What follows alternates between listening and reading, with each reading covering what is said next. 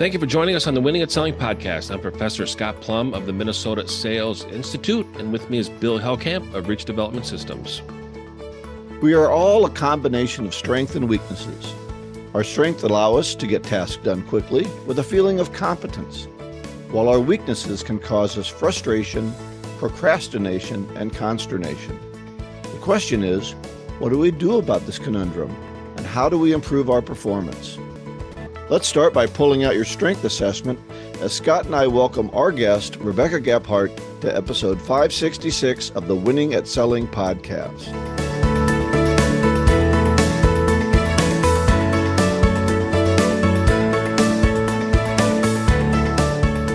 Looking forward to that conversation with Rebecca. Consternation? What does that word mean, Bill? Consternation? Yeah. It's kind of reflective of you trying to pronounce consternation. Okay, yeah. I mean, that and what's the other word that I get? Conundrum? Did you forget? Oh, Heraclitus? Heraclitus. Yeah, I don't know. Yeah. Anyway, I did pull out my strength. I had a Berkman or something like that, and then you did the disc sales one on me that I'm kind of a high D. You're right on the edge of not even registering. You're so high. I'm screaming D, a screaming D. So you are. Anyway, well, this will be fun. So we have a book club today? No book club today. So we're reading the book, How to Win Friends and Influence People. Next week, Bill and I are going to be talking about part 1, chapter 3, and part 2, chapter 1.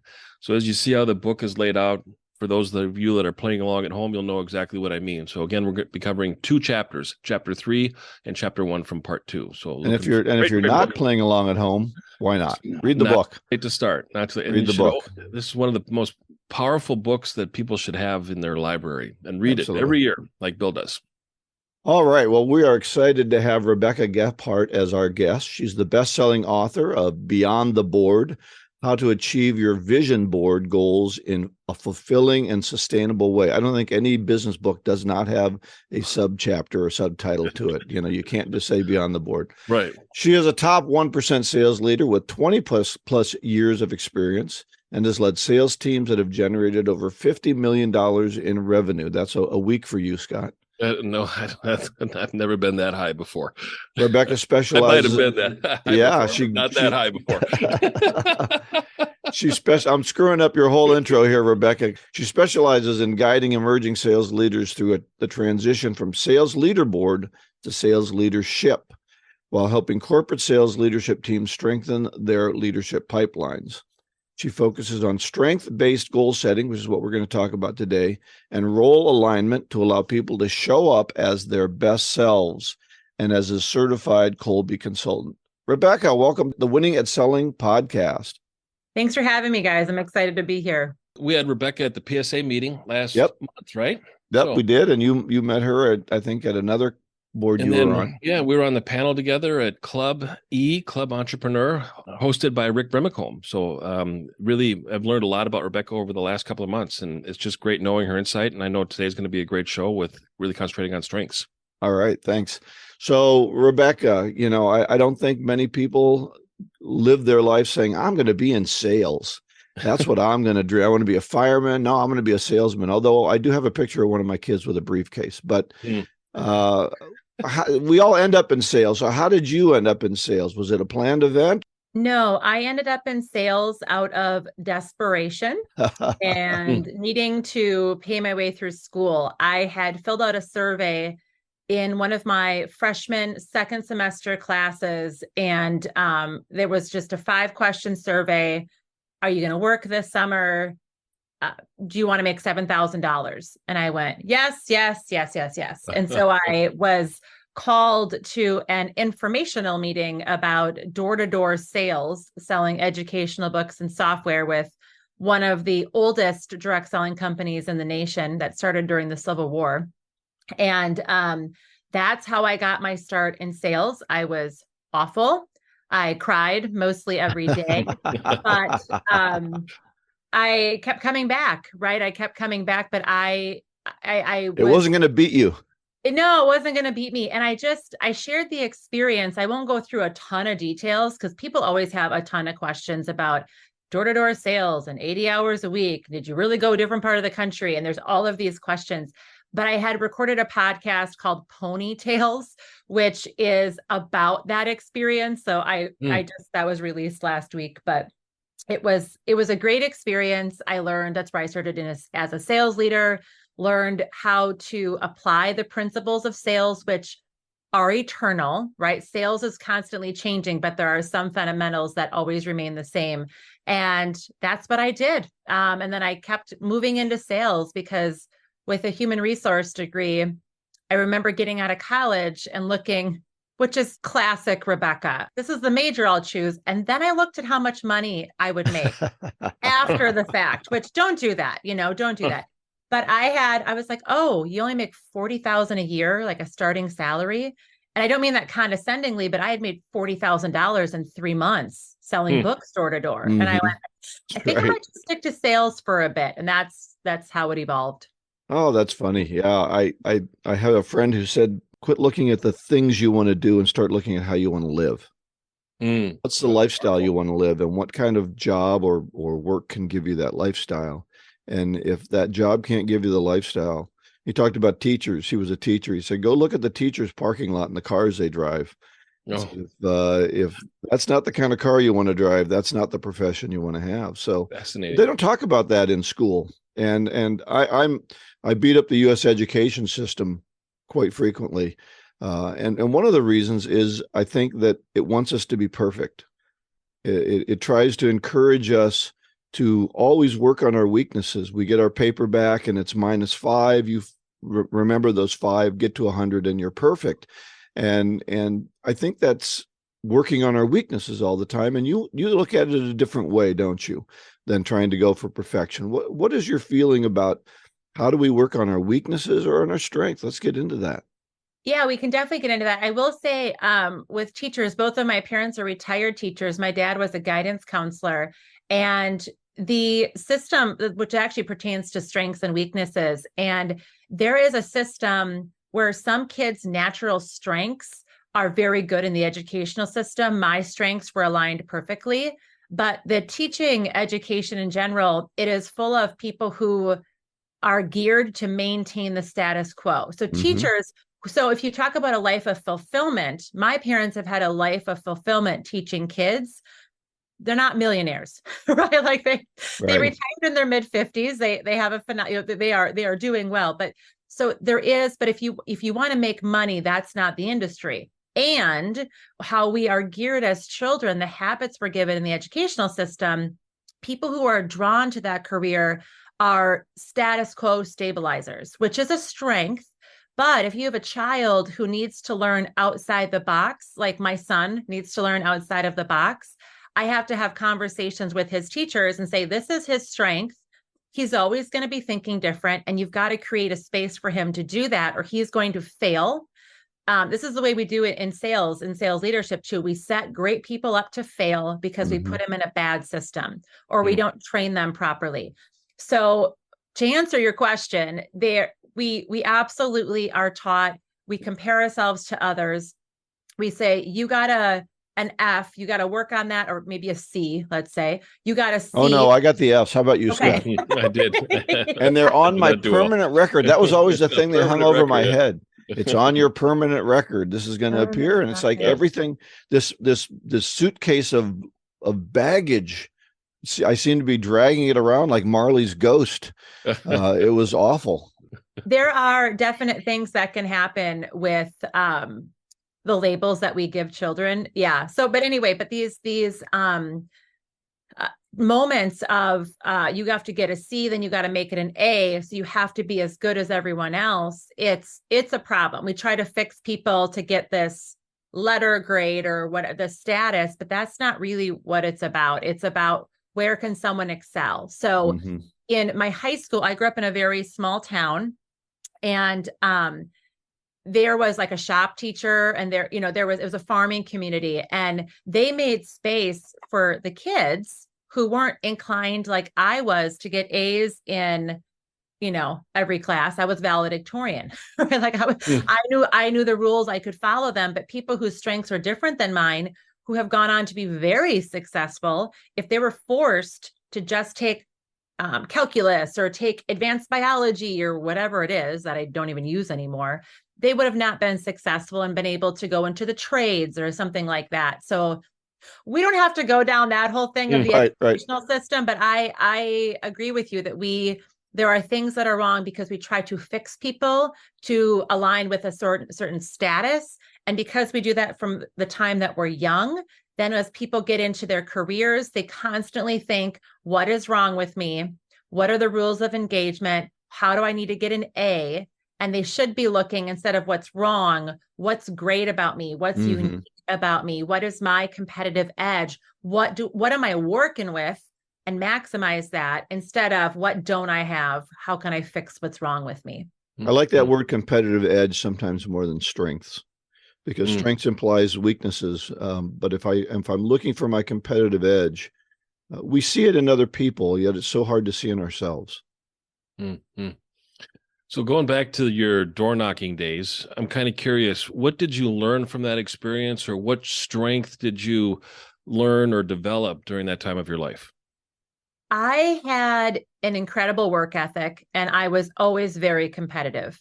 I have never shied away from working hard. So I took that strength of, I'm just going to work the system that they tell, because I also follow systems. That's a strength of mine. I create systems and I follow them.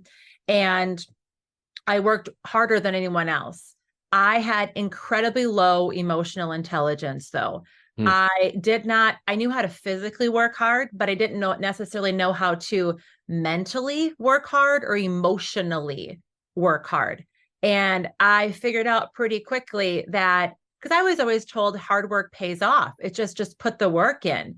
But I was never taught, okay, bring your best self to work. You need to emotionally stay even keeled and figure out. And I could motivate myself, but I would wallow in self-pity a lot longer than I should have. I played the victim. I don't know. The system works for everybody else, doesn't work for me. I don't know why I'm 0 for 100. Like it was one of those things. And so I had great people around me and sales leaders to help me through that. But I would say the strength was hard work, competitiveness. The weakness was my emotional maturity. Wow.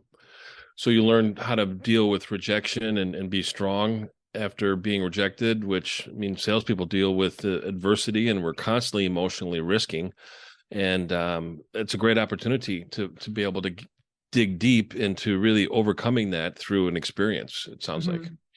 Yeah. And I think everyone should do some sort of sales at some point in their life, because it is I wouldn't say the only occupation, but it is the occupation where you're constantly putting yourself out there. So then you get comfortable putting yourself out there. It still doesn't ever feel good, but it doesn't feel as bad. And then you take that and you take all these lessons. I mean, every career is sales, right? We're selling somebody all the time, but that's why I think sales should be something everyone should do. Maybe not door-to-door sales or cold calling sales, but in some sort of capacity, learning how to deal with people. Yeah. Makes sense. Well, it's interesting what you look at as your strength, because so often Scott and I hear, well, we need to find one of these good talkers to be a good salesperson. And that's not always a strength of a salesperson. And so we kind of get lied to about what a salesperson needs to be. And I think it's hard for us sometimes to identify what our strengths are. There's obviously tests out there. As I mentioned before, I pulled up a couple of the ones that I had taken in the past before our interview here today. But what can we do? How can we figure out our strengths if we don't want to go take a test of some kind?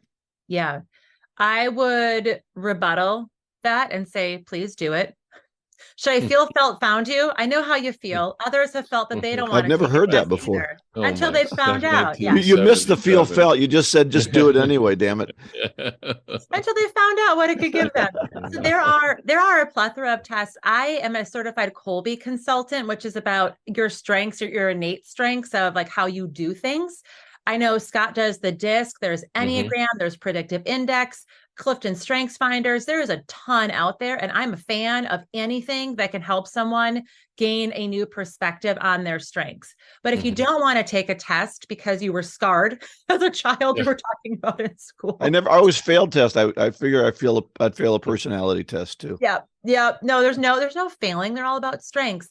I would say something that I did before I actually dove into starting my consulting business. I actually asked friends what they thought I was good at. You can ask people around you. You can take stock in what you think you're good at, or you look back. And I say, if you can define something, you can duplicate it. So go back to your greatest successes and say, okay, what was in play there? Try to define it. Your greatest failures, try to define, like, why did it feel so bad? What were you grinding against? Like, what was the issue? And then there's so much insight of talking to the people who are closest to you and who know you. And I have people do this all the time with those around them. I say, just write the 5 people you know who know you best, and you value their opinions about you, and just ask them, what do they think your greatest strengths are? When I did this, so I put my own strengths first. I went through, okay, I think I'm good at this and I'm good at that. And then I asked people around me, and it was funny because some of the strengths that were a commonality were not on my list. I didn't think that was a strength of mine. I didn't think anything of it. I thought everyone was good at that. And then some of the things that I, put down, they didn't mention. And I went, well, do I have it's not that obvious. Yeah, maybe I'm not as good as I think I am. So it's a good reality test, which is very important in sales. You have to be living in reality. But I would say that, but you have to have the courage to ask people around you. Once we find out our strength, whether it's through just sitting down and thinking about them, I like your 360 approach to it, or by taking a test. Now, what do we do? Do we just work on our strengths all the time and put ourselves in situations? I'm a big baseball fan. I think, well, maybe I really hit a fastball well, but I'm not going to be able to convince the pitcher always to give me fastballs. As a matter of fact, if he figures out I can hit a curve, that's all he's going to feed me. So what do we do about the strength-weakness balance? I have a tool that I go over with clients called a task-talent alignment. And just to write out all the things that you do in your job, or the things that you do with your family, like whatever is important to you, the things that you consider we'll keep it to your job, the things that you do that are part of your job. And then you rate in the 3 areas of the mind. So think, feel, do. Do you have the think part? Do you have the experience and the knowledge to do it? If it's a no, you can gain that experience. Like you can learn a skill. You can't make a weakness a strength, but you can't ignore weaknesses, because then they become liabilities. But then the next part of the feel part, do you like doing it? Can you get in flow doing it, right? Performance is where passion meets purpose. And if you aren't at the level of motivation or liking it enough, you can work on that. Like, that's how we talk to ourselves, right? Humans are the only species that can control our brain. So that's where you work on your self-talk. I say brainwash yourself. I brainwashed myself a ton in sales. I love this. Everybody loves me. It was just right. Positive self-talk. Yep. Yeah. And then the third one is, do you have the talents to do it? One of my talents is constructing systems, and I, go step by step. I'm not great at deviating from my plan. I can do it, but that's a liability for me. So if I'm working with an organization and I can pivot, but if the plan, this just actually happened. With one of my clients, I had a vision in my mind of how this engagement would work over the course of 3-4 years. And then someone who works there said, well, what about this? What if we did a longer engagement? Or what if we went in sooner and I short circuited? Because I was like, that's not my plan. It was really hard for me. So, but that's what I would do. And then if you really see a weakness in one of those areas, determine, is it worth you to dig into that? Or could you delegate it? Could you rely on your team for it? This is difficult to do in sales. It's easier to do in sales leadership because sales leadership is a team aspect. You can delegate, you can find people on your team. Sales is more individualistic. One of my weaknesses in sales is my closing. I'm really good in the discovery and building rapport and that Right. thing. I would kind of fall flat. I still had to work on my close.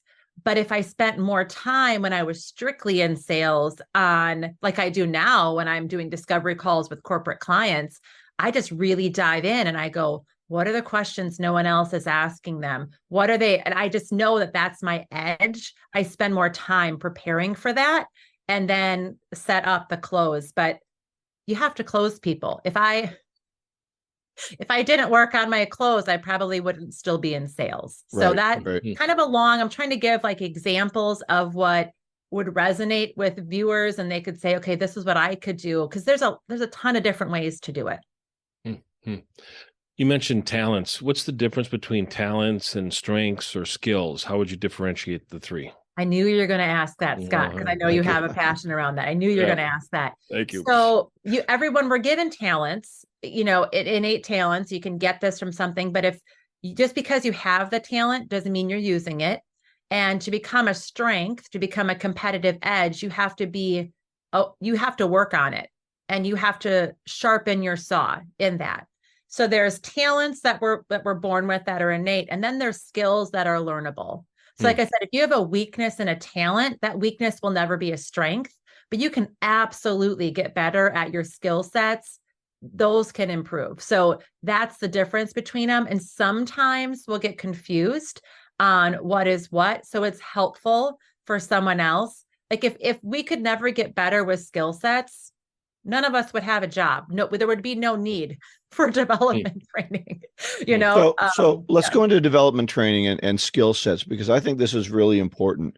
What we've found is that sales training, for the most part, seems to be an event.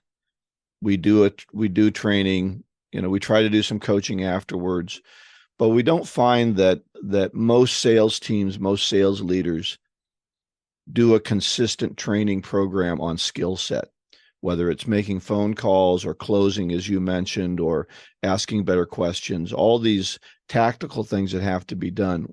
What have you found to be more important for salespeople? Just going out and working all the time, or actually doing some training on a regular basis so we can develop that skill set? And maybe some of those are weaknesses and some of them are talents, but we need to get better at all these particular skill sets. Yep. The learning loop for sure. And I think Dr. Morton Hansen, he wrote Great at Work, but I think it's his research about this. Was it Daniel Pink? No, it wasn't Daniel Pink. Who was the 10,000 hours? Malcolm Gladwell? Malcolm Gladwell, yeah. Yep. Okay. Yep. Thank you. Yeah. So he said 10,000 hours and you are an expert in your career. That's actually not true. It's an average of 10,000 hours. And so this is where we get people who have. Well, what if my 10,000 hours, I've been doing it wrong? Correct. Yeah. Correct. So that doesn't do me any good. Yeah. So you have people who say, well, I've been 20 years in the business. I'm like, yeah, but you have 2 years of experience on repeat. You haven't changed anything. You haven't evolved. So these learning loops where you need to be a student of the game as you play the game. Like that is absolutely necessary. But going back to sales training won't work unless the sales leader who works with them permanently knows what to do. And there needs to be development, needs to be in alignment with coaching. Whoever is coaching the salesperson, it should be the sales leader, or it could be an external coach, right? They might have working along, because you got to form the habits. But if the culture and the system they're in can't support their learning, and they're getting this upgrade in their hardware, right, in their mind and their skills, but the environment doesn't know how to utilize that upgrade, it's not going to be as good. It'll fizzle out. So this is why I went all in with emerging sales leaders and leadership in general, because there's a lot of great sales training. You got to get those leaders. Like so anyway, that is where the best results have happened. It's not sales training and then leadership training. It's making sure you've got a combination of both and coaching with development. You mentioned a little bit about the brain. Is it possible that people are a little bit more creative, so they're a little bit more right brain and more logical, more left brain? And how does that factor into identifying your strengths? Because I think biologically, I think some people are better at one over the other. They are. So I'm not an expert in the left brain, right brain, but what I know to be, so I hope I don't go on a tangent about this. We are all creative people. We all have a creative problem solving process. The work I do with Colby is that the creative problem solving process looks different. Some people, their talent is to come up with tons of ideas and brainstorm. And on the opposite side of the spectrum, there are people who are really good at killing all the bad ideas. So they maintain the status quo. It's on two different things. People who have to think a while before they come up with an idea are not any less creative, but we think they're less creative because they're not given a ton of ideas. Right. We know creative is in the right brain and logical is in the left brain. And when you meet certain people in certain industries, I mean, people that had their taxes done recently, you probably dealt with somebody that's very good on the left brain. They're very process oriented. I mean, it's a good thing that they're not creative because you probably would get in trouble with the IRS if they were creative on some things. But you can kind of see their behavior is more logical, and salespeople, I think, are a little bit more right brain. So they're more creative. They're listening for opportunities. They're uncovering problems and then presenting solutions. And you got to be pretty creative. Got to really think on your feet when you're getting into that environment. Yeah. So if you're not naturally inclined, because I have clients who are not naturally inclined to think on their feet, they're just not naturally inclined to do it. So they have to rely on their think part of their brain, their cognitive part of their brain, and learn how to do it. They have to learn how to do it and put themselves in that situation. So you can get around this with strengths. You can minimize weaknesses. You can get creative with how you do it, but you can also rely on other people. I was having a conversation with a client earlier this week and yesterday, because I wasn't working on Memorial. But yesterday, and I said, you're not the one who's going to come up with all these ideas on the spot. Rely on other people to start the process and you finish it. They can't finish it. They're on to the next idea, right? Their consistency is a little bit. Yeah, we need the thinkers and then the implementers, right? Yes. So one last question as we wrap up here, because we're starting to get into the leadership area, and often we've been frustrated by seeing the best salesperson made the sales leader, and it's not always the right person. What would you look for? What would you advise a salesperson who wants to become a sales leader to work on so that they can be the right person to be chosen? Yeah. I would have them take stock of their strengths.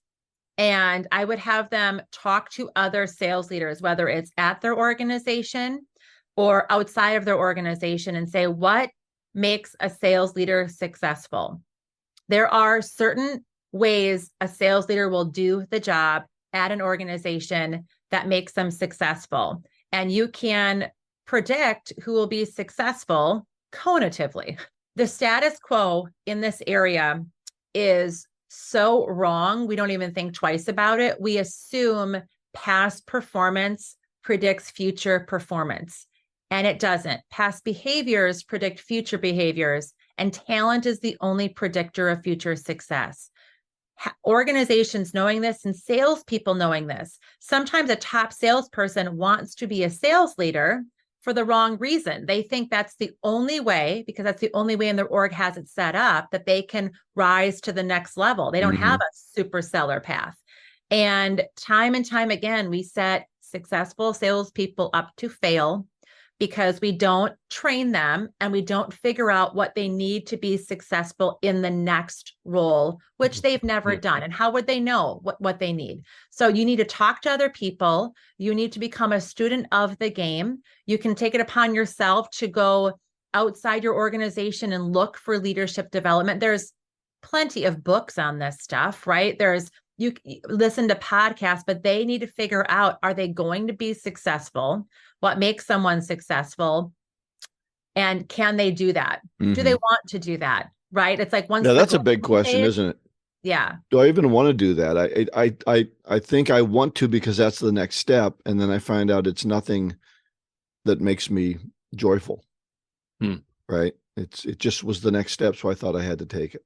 Yeah. Or they go, oh, I didn't realize half of sales leadership is paperwork. Right. Right. Watching metrics. Yeah. Watching metrics. Yeah. Yeah. All right. Well, Rebecca, this has been a wonderful conversation. Thank you so much for being on the podcast with us. Any last words that you want to leave with the group? Well, I think it's funny. I wanted to make sure I mentioned this. Your book club, How to Win Friends and Influence People. When I sold books, that was a book I was given. I remember reading it, and I would read it between classes, but I was mortified. I didn't want anyone to read it because How to Win Friends and Influence People is on the front of the book. So I would read it with the top down or like on a table, or I would cover it up with another book because I didn't want anyone in college being like, is she reading a book on how to be a friend or how to get a friend? So that's funny. Yeah, but I will say the love of learning and the acceptance that we are always reaching for our potential, but we're never going to make it. Just that mindset in sales and sales leadership will give you an advantage over anyone else, over who you're competing with. And so if you don't have that hunger, try to find that hunger and always be learning, because it's just the big picture of where you want to go will be helpful if you stay on your learning loop. Yeah, excellent. Yeah. Well, Rebecca, this has been a great conversation. Sometimes our guests have resources that they want to make available to our listeners. Anything that we can put on our website that they can link to on our show page? Sure can. Yeah. So as far as if there's organizations watching and are questioning, am I setting my sales team and sales leaderships up for success? We have a free assessment that they can take on our website. And then there's also plenty of free resources. I have a chapter of my book, which is an ebook about energy management, how to go all in without burning out, which is a topic for salespeople. And so that reference is also on our website. And we have other resources, but those are the two, I think, depending on what situation the viewer is in, that could be very beneficial to give them some insights on if they're actually doing it right or could be doing it better. Excellent. Well, we'll have those on our show page. Great. This is episode 566. So check that out. Our golden nugget today: I believe that the biggest problem that humanity faces is an ego sensitivity to finding out whether one is right or wrong and identifying what one's strengths and weaknesses are. By Ray Dalio, who wrote the book Principles. Some of you have read that book. It's a powerful book. He's a very influential financial planner. Have you heard of Ray, Bill? I have not, but I think that's important. We sometimes we don't want to know, right? We don't want to know what our weaknesses are. We don't want to know what our strengths are. We want to just plod along through life instead of, as Rebecca said, trying to get better and continuing to improve. And I think you can only do that if you can really identify what you're good at, what you're weak at, and minimize those weaknesses. Yeah. I always think about playing golf is identifying what your strengths and your weaknesses are. You might be good at driving. Golf. That's my what I just might be good at the fairway. You might be good at putting, or some people just really excel at in the sand traps. And I just go, play to your strengths, manage your weaknesses to a level of adequacy where they no longer become liabilities, I think is what I really took away from Rebecca's talk today. It was really, really good. Excellent. Yeah. All right. For all this information, for Rebecca's resources for you guys, go to winningatselling.com. We'll have it all there. And next week, How to Win Friends and Influence People, Chapter 3 from Part 1 and Chapter 1 from Part 2. And then our topic is going to be 6 pitching techniques to use when budgets are tight. Please share this podcast with others, your colleagues, post it on social media, and let other people know that you're committed to your professional development. Go out and get better, one skill at a time. Joyful selling.